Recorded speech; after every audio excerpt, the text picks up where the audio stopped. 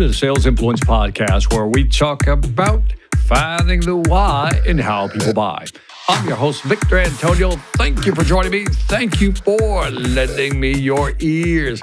Today, I want to talk about a simple phrase, functional fixedness. Ooh, that's a cool psychological phrase. Functional fixedness occurs when you, for example, you don't see something and it's right in front of you. It's like you just can't see it. You ever misplace your keys? And then somebody goes, well, they're right there. They're right in front of you. And that's one way of looking at functional fixedness.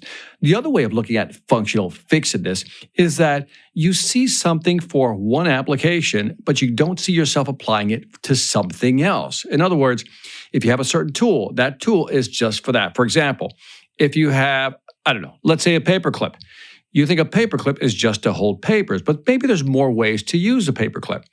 In my courses, in my workshops, I do this exercise where I tell people, hey, here's a paperclip. What I want you to do is find different uses for a paperclip. Now, they got to be good ideas, solid ideas, million-dollar ideas, go. And then the audience starts writing different ideas. And I'm telling them, okay, now make sure they're good ideas, the type of ideas you won't be embarrassed to present in front of this group. And I give them some time to write it down. And what happens is after about maybe 2-3 minutes, I tell them to stop. And I usually get about maybe 6 or 7 ways to use a paperclip. You could probably think of 6 or 7 ways to use it right now. Then I do the second phase of this experiment. I said, all right, let's do this exercise again, but this time with something different. I want you to think outside the box. Be as creative as you can. Using a paperclip, I want you to be as creative as you can. Don't limit yourself. And then I have them work as a team so they can really get into it. But I'm always emphasizing in the second phase, it doesn't matter how good or bad the idea is. Just write it down. I'm looking for quantity, not quality. And what always happens is that the first phase, they only get like 6, maybe 7 ideas on average. And then when I open up the floodgates to thinking, all of a sudden, now I get 20, 30, 40. I had 50 ideas come from a group on different ways to use a paperclip.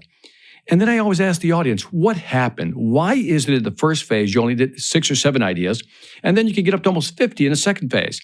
Well, one is they were working alone in the first phase by themselves. Number 2, I asked for great ideas, good ideas, quality ideas. So that really limited their thinking. In the second phase, they could work as a group, so now more ideas. But also, I said, I'm not looking for quality ideas. I'm looking for quantity of ideas. And all of a sudden, their mental floodgates again just opened up and everything started coming out. Now, I love this experiment. It's something that Google uses to do brainstorming. And I want you to think about this. How can you really think outside the box? I want you to think of a problem you're currently having, something you're struggling with. And then ask yourself, how can I think outside the box to find ways to execute on this? For example, maybe you're having a hard time connecting with clients, right? I'm making the calls, Victor. I'm leaving the voicemails. It's just not working. Well, maybe you need to go into your head now and basically say, how can I come up with ways to really stand out, to really draw some attention, to really attract people, make people, compel people to want to talk to me. And you may come up with different ideas. You can probably think of 1 or 2 right now. And then sometimes it'll be, again, you're thinking about these different ideas. You're going, okay, you know what? Maybe instead of calling at this time of day, I'll call it this time of day. Maybe instead of calling, with this type of script, I'm going to change my script and be more personal, be more enthusiastic. Or maybe you decide to do a video message instead of an actual voice message. Whatever it is, allow your creativity to flow. Don't look at your problem today and say, this is the only way I can solve it with what I got. No, zoom back. Think paperclip. What else can you come up with that'll give you more creative ways to approach your clients or solve whatever particular problem you have? Do that. Let me know what you think, because this exercise works. And if you don't want to do it by yourself, enlist a couple of colleagues. Get on a call, get on a Zoom call, Skype, whatever it may be, and really brainstorm. Really think about how can we do this? How can we kind of crack the code when it comes to calling clients? How can we crack the code when it comes to getting clients to call back? How can we crack the code to upsell or cross-sell to sell more effectively? Whatever it may be, there's so many ideas you can come up with to execute that relate to your business that they're right in front of you. You just can't see them right now. And by getting together as a group, brainstorming, thinking outside the box like the paperclip, you might see new ideas that you're going to love and help you sell more. And that is it for this Sales Influence podcast. Let me know what you come up with. Let me know what you think. I love to hear your feedback. Also, if you haven't done so, check out the Sales Velocity Academy. Again, over 50 courses, 500 plus videos. If you want to sell more faster, check out the salesvelocityacademy.com. Lastly, I want to thank you for listening. This is Victor Antonio, always reminding you, selling ain't hard when you know how. Take care.